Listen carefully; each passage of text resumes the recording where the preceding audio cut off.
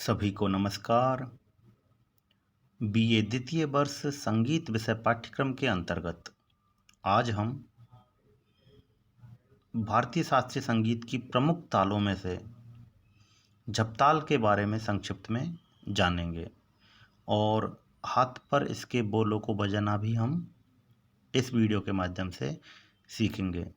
तो सभी ध्यान से पूरा वीडियो देखेंगे और समझेंगे ताल झपताल के बारे में। जैसा कि आपको दिखाई दे रहा है, ताल झपताल 10 मात्रा की ताल है। आपको 4 विभाग दिखाई दे रहे हैं।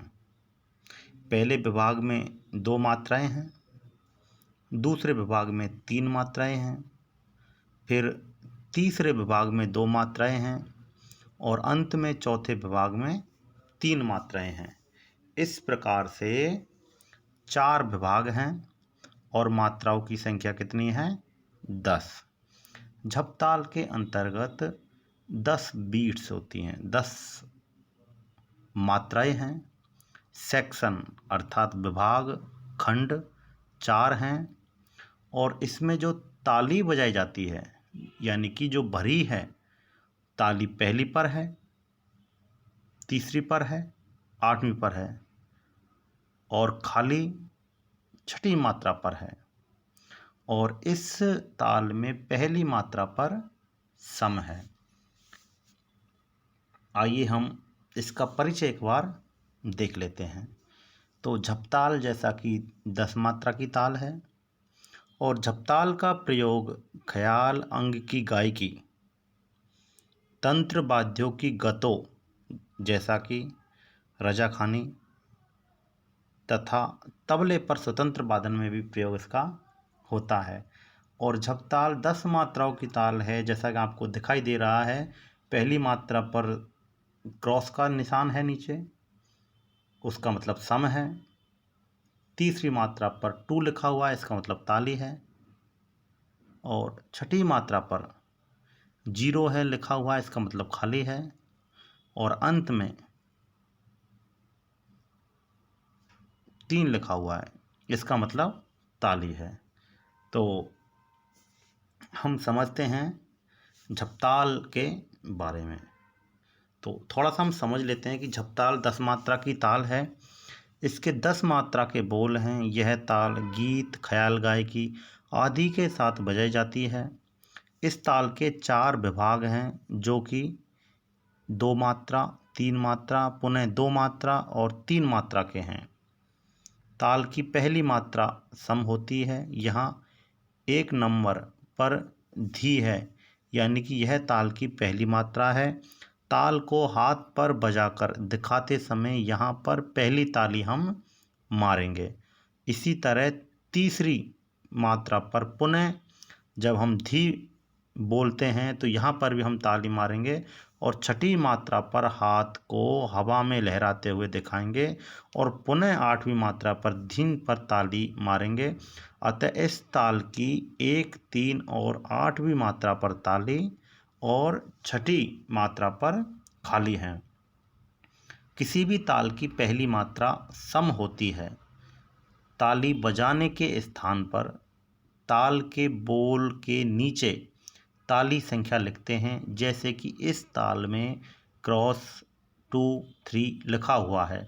खाली दिखने की मात्रा को भातखंडे स्वर लिपि पद्धति में 0 से दर्शाया जाता है और तालियों के अंकों को 2, 3, 4 से दर्शाया जाता है और सम को क्रॉस के निशान से दर्शाया जाता है।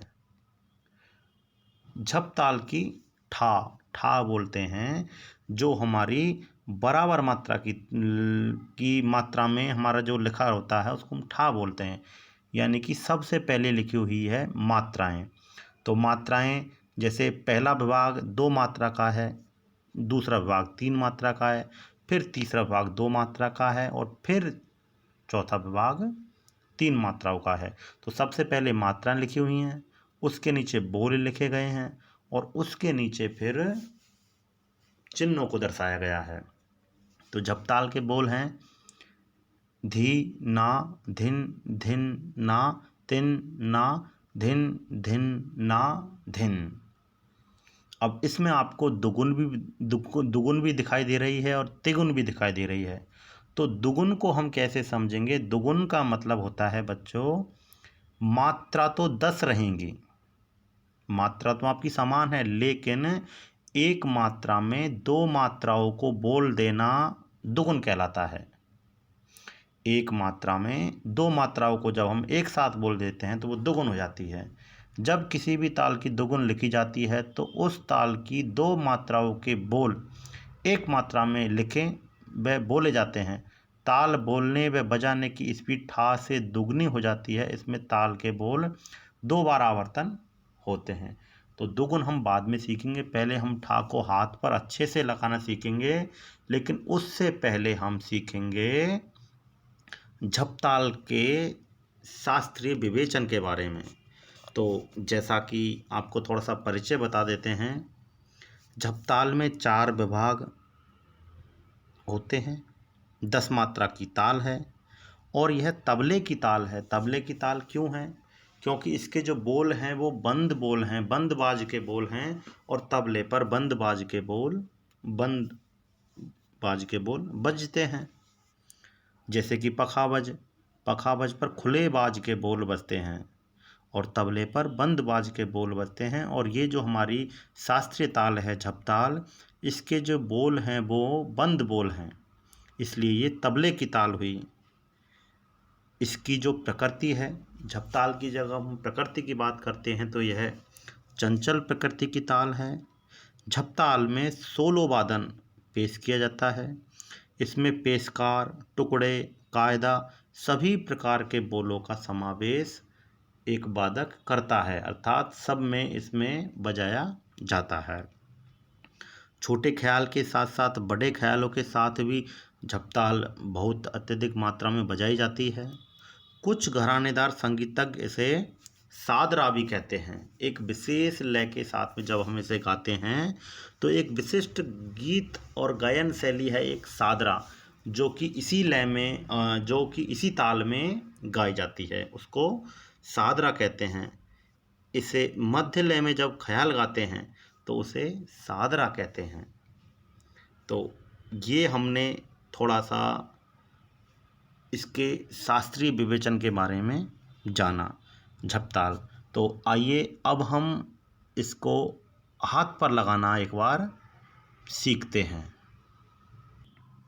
बड़े ध्यानपूर्वक अब हम झपताल को हाथ पर लगाना सीखेंगे और समझेंगे। सभी बच्चे बहुत ध्यान से देखेंगे कि किस प्रकार से हम इस पे ताली और खाली को हाथ पर दिखाते हैं। तो आइए हम बजाते हैं झपताल 10 मात्रा। धिन ना धिन धिन ना तिन ना धिन धिन ना धिन। एक आवर्तन पूरा हो जाने के बाद में फिर हम पहली मात्रा बोलते हैं, उसके बाद में हमारी ताल कंप्लीट मानी जाती है। एक बार फिर हम दोबारा से हाथ पर अच्छे से समझते हैं झपताल की ठा। सबसे पहले लगाते हैं धिन ना धिन धिन ना तिन ना धिन धिन ना धिन। इस प्रकार से हमने हाथ पर झपताल की ठा सीखी। तो उम्मीद है कि सभी बच्चे अच्छे से हाथ पर ताली का अभ्यास और खाली का अभ्यास करेंगे। झपताल का जो ठेका है उसको हाथ पर सीखेंगे और इसके जो शास्त्रीय विवेचन हमने आपको बताया है उसको अच्छे से ध्यानपूर्वक पढ़ेंगे, समझेंगे। आज के लिए इतना ही काफ़ी है। धन्यवाद।